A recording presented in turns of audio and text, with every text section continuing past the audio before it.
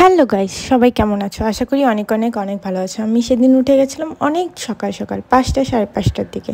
তুমি দেখো, ঘড়িটা আমি অনেক পরে দেখিয়েছিলাম, এটা 5:45 বাজে, বাট আমি 5টায় উঠেছিলাম। তারপর সব ঘরের সব কাজ করে নিলাম, ঘর ঝাড়ু দেওয়া, ঘর মোছা, সব কিছু।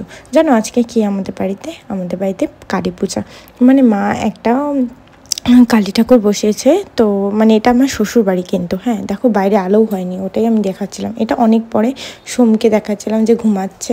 আমরা বাইরে আমাদের ঘর আছে, বাট মা বলেছে যে তোর শরীরটা ভালো না, এই জন্য বাইরে শুতে, তাই বাইরে শুচ্ছে কটা দিন ধরা।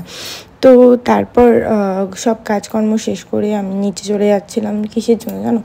নিচে যাচ্ছিলাম আমি দুব্বা তোলার জন্য। মা বলছিল যে স্নান টান করে তারপরে দুব্বাটা তুলে নিয়ে আসিস। আর আমাদের বাড়িতে মানে ছোটো মোটো করেই কালী পূজা, মানে অমাবস্যা ছিল সেজন্য। তো তোমাদেরকে ছোট্ট করে একটু ভিডিও দেখানোর জন্য আমি ভিডিওটা করেছিলাম। তারপরে দুব্বা তুলে নিয়ে তারপরে চলে গেলাম উপরে গিয়ে আগেও আমি দুব্বা তুলে নিয়েছি, মার বলে হয়নি, আবার গিয়ে আমি দুব্বা তুলে আবার এনে দিলাম। মা দেখো সব কিছুর আয়োজন করছিল। সৌম্য চলে আসলো সকালবেলা, তারপরে ও তখন ডেকে ওকে উঠালাম, ও সন্ধে যাবে বলে তাড়াতাড়ি করে ও উঠে গেল। তারপর মা ঘরের যতটুকু পূজা দেওয়ার অতটুকু খাওয়া দাওয়া দিয়ে তারপরে ভোগ রান্না করলো। মা প্রচুর সেদিন 5টার দিকে উঠে সব কাজ করেছে, কারণ আমাদের 11টার দিকে পূজা শুরু হওয়ার কথা ছিল। তারপরে সোমকে দিয়ে ভোগগুলো ঘরে এক এক করে নিয়ে গেল, ওকে মাথায় করে। কি ভাল লাগছিল দেখতে দেখো। তারপর ভোগগুলো আস্তে আস্তে নামানোর পর তারপরে আমি একটুখানি রেডি হয়ে নিয়েছিলাম, লাল পাড়ের সাদা শাড়ি পরেছিলাম, এই জন্য আলতা পরছিলাম, তাই দেখালাম। যাই হোক, তারপর ঠাকুরমশাই চলে আসছিলো 11টার দিকে। দেখো 11টার দিকে আমাদের পুজো বসে গেছিলো।